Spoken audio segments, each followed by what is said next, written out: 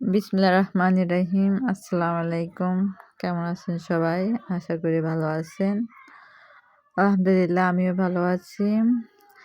এটা হলো আমার নানুর বাড়ির পাশে। পাশে একটা ক্ষেত। এখানে সূর্যমুখী ফুল মানে অনেকদিন ধরে ইচ্ছা ছিল যে যাবো। বাট যাওয়া হয় নাই। আজকে বলছি না আজকে যাবোই আর মিস হবে না। তারপর আমরা গেলাম দেখতে।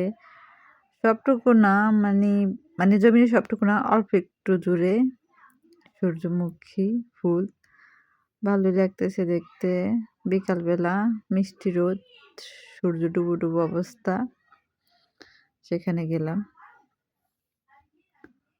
আমরা অনেকে মিলে গেলাম দেখতে।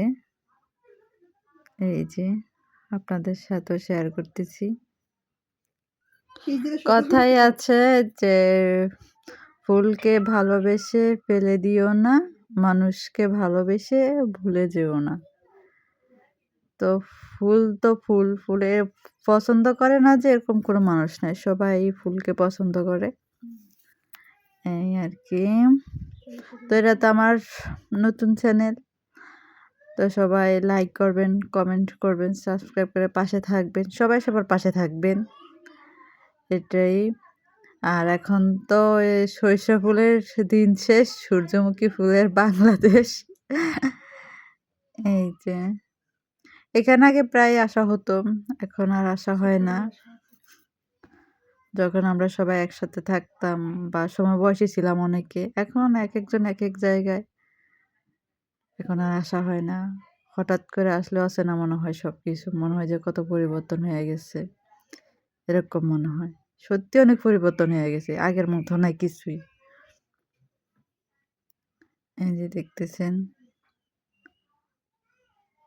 এখানে বাদাম আছে, বাদাম ক্ষেত, ডাল ক্ষেত, সবকিছুই পাশাপাশি।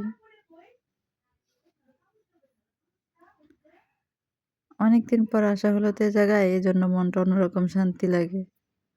সাথে আপনাদেরকেও শেয়ার করলাম। কার কার এরকম জায়গা ভালো লাগে জানাবেন কমেন্টে। সবাই সবার জন্য দোয়া করবেন, সবাই সবার পাশে থাকবেন, সাপোর্ট করবেন, যাতে আরও দূরে এগিয়ে যেতে পারি, এই কামনা। তো সবাই ভালো থাকবেন, সুস্থ থাকবেন, নিরাপদে থাকবেন, সবাই সবাইকে ভালো রাখবেন। আল্লাহ হাফিজ।